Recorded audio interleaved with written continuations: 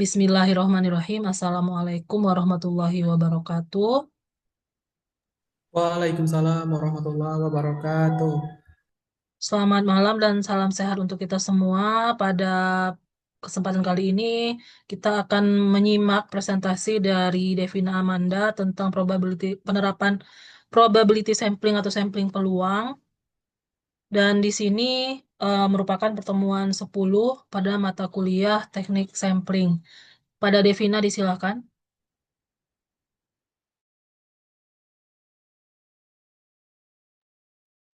Baik, Ibu, terima kasih. Dan sebelumnya, tanpa perkenalan dan tanpa salam, ini ada tugas membedah artikel dengan judul Private Reporting Items for Complex Sample Survey Analysis atau PRISCA Oh iya, Ralat dengan berarti ya. Salah Ibu tadi, berarti kompleks sampling juga. Yang probability sampling berarti yang disampaikan oleh Aliman ya. Oke, lanjut Devina. iya, dengan latar belakang dalam beberapa tahun terakhir, semakin banyak penelitian menggunakan data survei berskala nasional yang memiliki desain kompleks seperti National Health Interview Survey atau NIS dan National Health and Nutrition Examination Survey atau NHANES. Namun, banyak publikasi ditemukan melakukan kesalahan analisis karena tidak memperhitungkan desain kompleks tersebut. Kesalahan umum yang terjadi antara lain pengabaian bobot sampel, tidak memperhitungkan stratifikasi dan klaster, serta pelaporan hasil tanpa memperhatikan metode estimasi varians. Kesalahan ini berisiko menghasilkan estimasi yang bias dan kesimpulan yang menyesatkan yang pada akhirnya dapat mempengaruhi pengambilan keputusan kebijakan publik.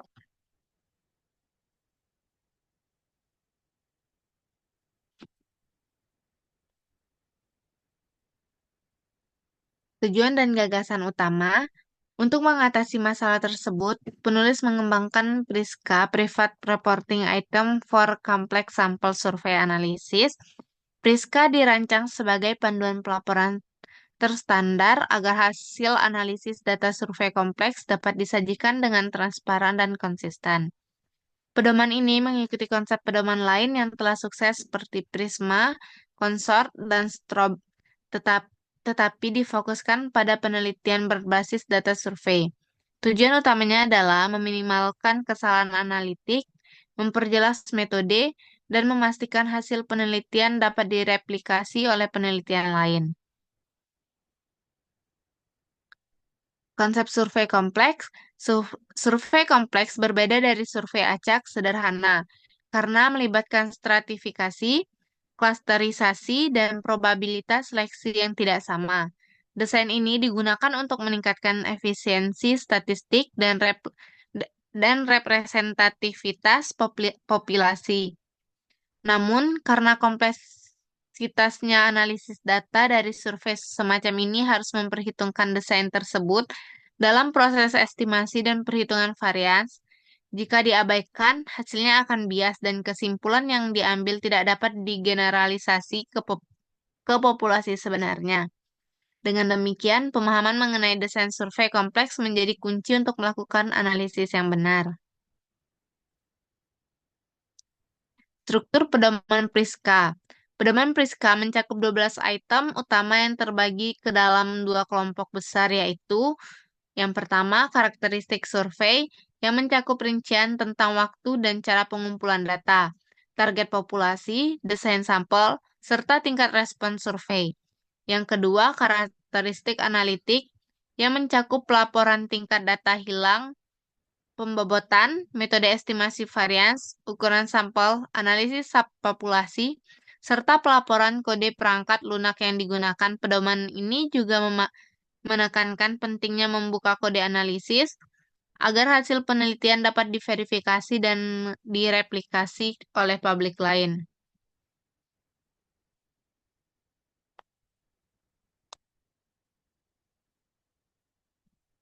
Implikasi dan manfaat penerapan Priska.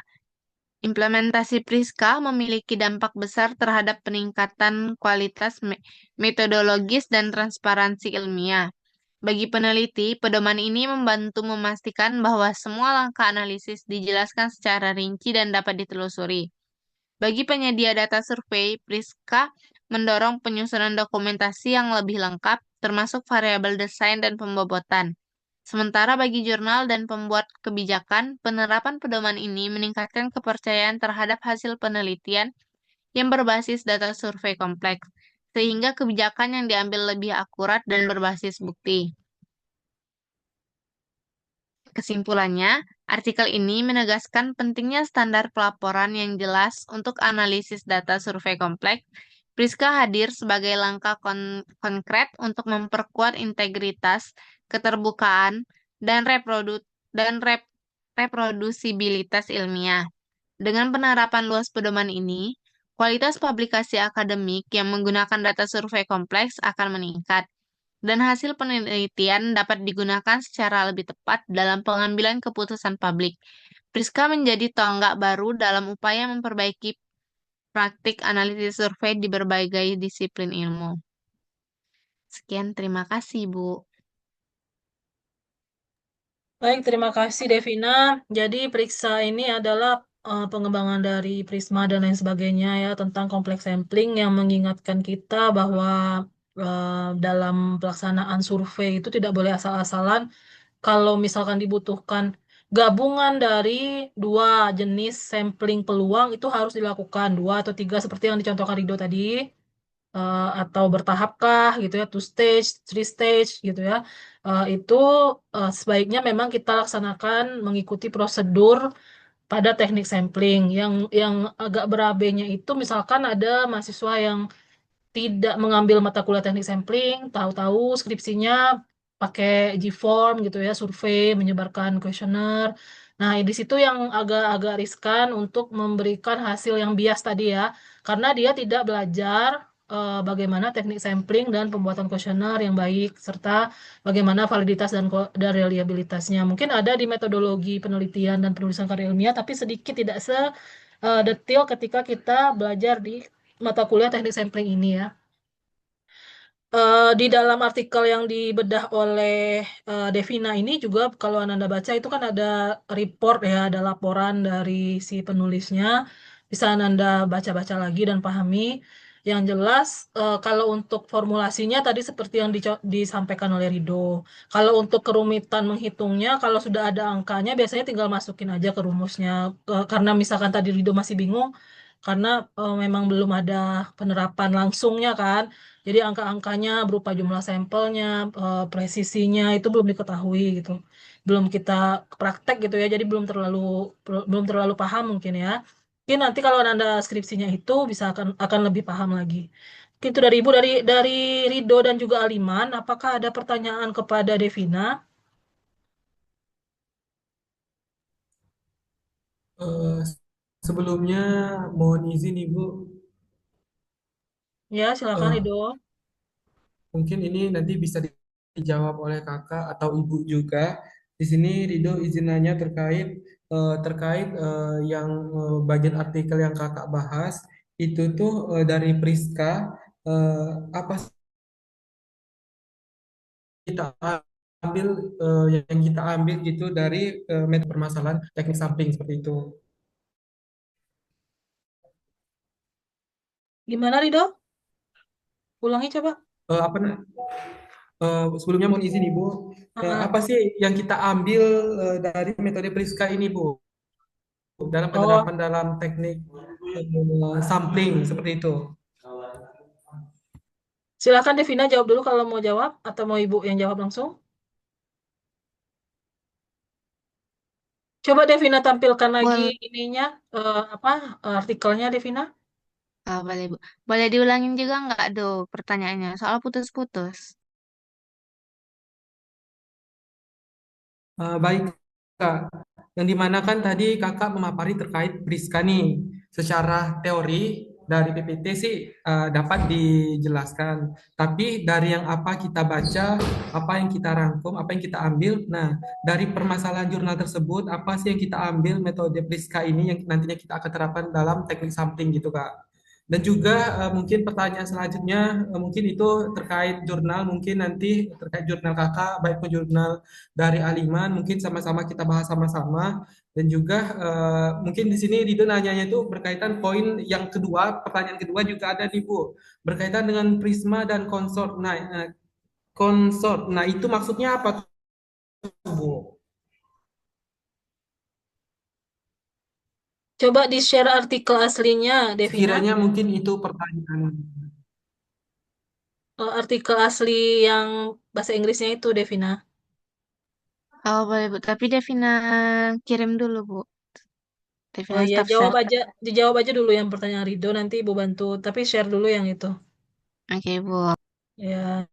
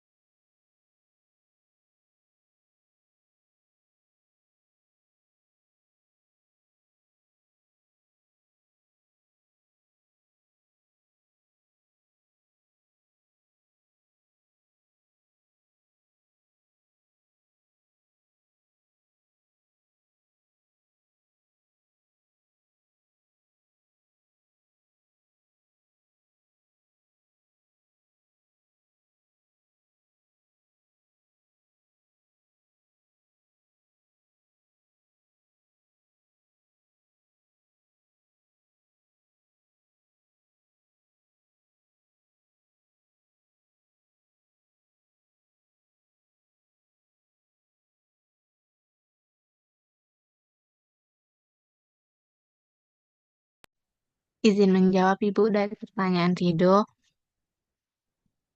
Dari metode Priska, hal utama yang bisa kita ambil itu adalah pentingnya melaporkan dan menganalisis data sesuai desain sampelnya. Jadi kalau surveinya pakai metode stratifikasi, klaster atau bobot, semuanya harus dijelaskan dan dihitung dengan benar. Tujuannya supaya hasil penelitian tidak bias dan benar-benar mewakili populasi. Priska juga bisa mengingatkan bahwa setiap orang dalam survei punya peluang terpilih yang berbeda. Jadi perlu bobot dalam perhitungan. Kalau bobotnya diabaikan, hasil akhirnya bisa salah. Terima kasih, Bu. oke. Ibu tambahkan ya, kalau untuk Priksa ini kan dia melanjutkan si Prisma. Kalau Prisma ini ada contoh nih, yang dia bekerja sama sama Bappenas. Jadi kebetulan kan di Bappenas itu banyak juga itu ya statistikawan, statistisi kayak gitu. Contohnya aja kakak tingkat ibu 2 tahun di atas ibu 2001, ibu kan 2003 ya. Itu di Bappenas dan udah keliling dunia ya. Jadi bisa jadi dia keliling dunia itu ya kerjasama misalnya kayak untuk Prisma ini gitu ya. Ini nanti ibu kasih filenya ke Ananda. Jadi betul untuk sebenarnya periksa Prisma konsort tadi itu untuk mengingatkan bahwa terkadang orang fokus ke analisisnya gitu, mengabaikan teknik samplingnya. Padahal kalau teknik samplingnya, kalau bahasa Sunda itu goreng, jelek, itu juga hasilnya juga jelek. Jadi maksudnya nggak bisa dipakai malah gitu, tidak terjamin keabsahannya lah ya. Kalau misalkan dari awal kan teknik sampling berarti sebelum kita sudah mendesain nih samplingnya, sudah merancang, merencanakan, sudah kita persiapkan, kita sesuaikan dengan formulasinya, penghitungannya tidak boleh salah, estimasi-estimasi yang dilakukan itu harus sudah tepat. Itu hasil analisis yang kan itu kan baru separuh jalan ya, dari sampling, ambil sampling dulu, terus kita entry kan. Baru kita analisis pakai mata kuliah yang lain itu kan. Nah, ketika misalkan sudah dari awal itu sudah benar, hasilnya juga akan benar gitu. Contohnya aja ada kakak tingkatnya angkatan 2019 kan belum ada teknik sampling waktu itu ya. Ketika dia skripsi, itu kesimpulannya malah tidak sesuai ya. Malah gini hasilnya bahwa eh, semakin rendah tingkat kebersihan, maka akan semakin banyak wisatawan di suatu tempat wisata ekologi atau ekoturism. Ya, itu kan salah ya. Maksudnya itu ya mungkin karena dari awal dia merancang surveinya ada dua kemungkinan. Teknik sampling surveinya itu salah atau dia memanipulasi data bisa juga ya. Ada dua kemungkinan. Kalau tekniknya salah dari awal, otomatis hasilnya juga bias gitu. Maksudnya itu kan sudah menyalahi teori. Harusnya semakin bersih suatu suatu tempat wisata, maka semakin banyak wisatawan.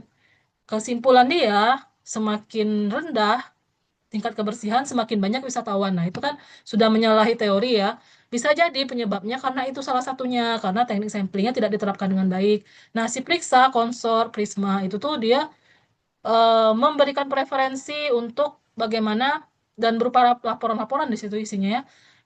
Bagaimana me- mengatasi hal-hal tersebut gitu. Mengingatkan lagi bahwa ada pembobotan tadi ya. Kalau misalkan varian varian dari populasi itu tidak homogen atau heterogen. Kalau kemarin kita kenapa peluangnya sama? Karena Ananda kan homogen, satu kelas, misalkan R1, R2, gitu kan sama ya. Maksudnya tuh tidak heterogen gitu loh. Kalau misalkan dalam suatu, misalkan Kota Jambi itu heterogen. Nah, itu perlu ada pembobotan seperti yang disampaikan oleh Devina, yang disarankan oleh periksa ini tadi. Jadi periksa ini tadi itu lebih ke rambu-rambu atau memberikan inilah ya, apa namanya, preferensi lah untuk yang akan melakukan survei gitu. Mungkin itu.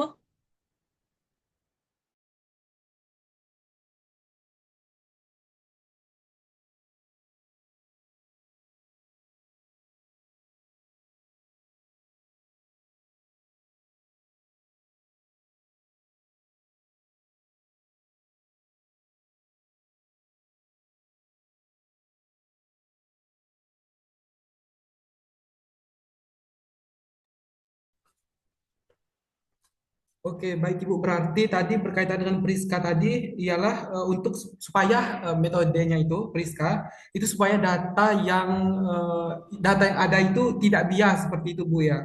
Dan apa namanya yang dimana Priska sendiri itu yang dimana sebagai referensi yang akan melakukan survei kepada orang yang melakukan survei sebagai referensinya. Nah, itu Priskanya tadi supaya datanya tidak bias.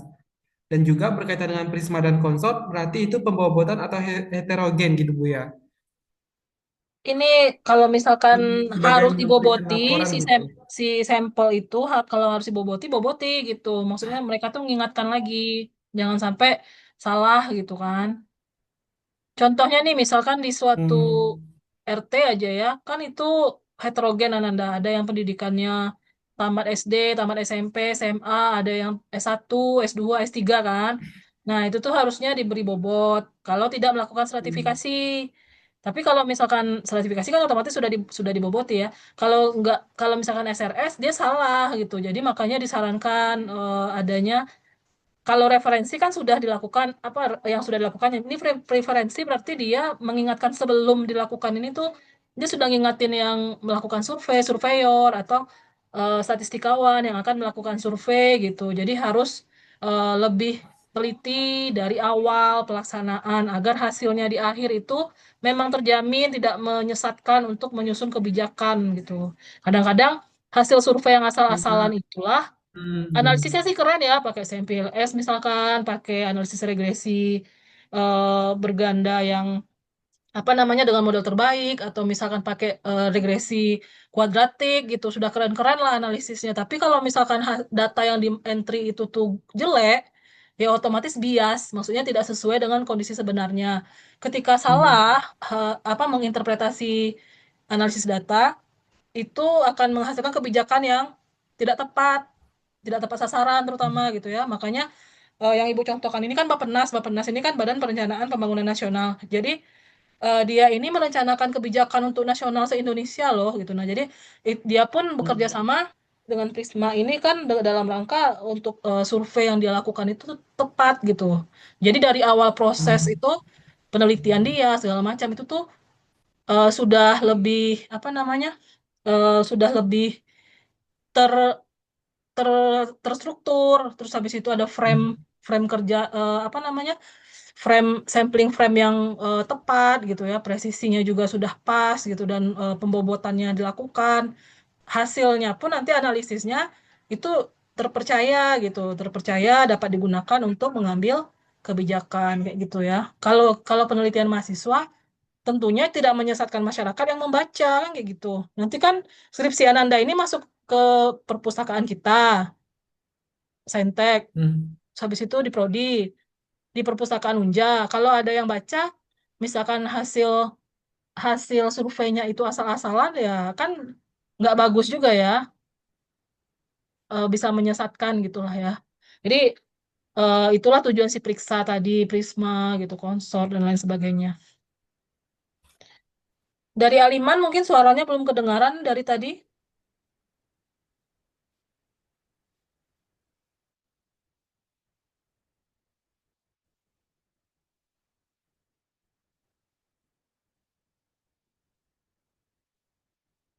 Hmm.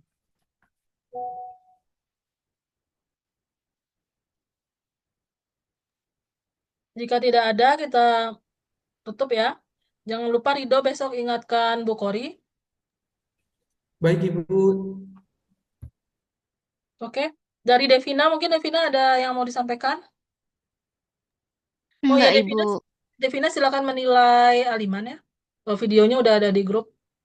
Iya, Ibu. Rentang nilai 0 sampai 100. Kirim Japri ke Ibu Rido juga. Baik, Ibu. Mungkin dari Ibu itu aja, Nanda. Jika ada hal-hal yang ingin ditanyakan, silakan di grup. Dan Ibu tutup pertemuan ke-10 ini dengan mengestafetkan kepada Bu Kori. Tadi sudah Ibu minta Rido menyampaikan ke Bu Kori. Dan tetap bisa diskusi di grup itu silahkan, Ananda. Kalau misalkan mau nyambung Rido sama Devina soal sampling ini di proses stokastik juga boleh, karena masih proses stokastik sama Ibu ya. Dan Aliman juga boleh kalau misalkan mau ini di grup aja. Ibu mohon maaf karena lebih banyak online-nya daripada offline-nya, tetapi Ibu harap Ananda tetap mendapatkan informasi yang Ananda butuhkan terkait sampling peluang dan juga kompleks sampling. Dan Ibu tekankan di sini, kompleks sampling itu eh, punya potensi untuk diangkat ke skripsi. Itu aja yang Ibu tekankan. Mungkin itu dari Ibu. Mohon maaf jika terdapat hal-hal yang kurang berkenan, baik sikap, tindakan, ataupun kata-kata Ibu. Dan terima kasih atas semangat belajar dari Ananda, semangatnya membuat ringkasan catatannya, kemudian membedah artikelnya juga, dan hadir pada perkuliahan offline hari Jumat kemarin. Terima kasih atas semangatnya.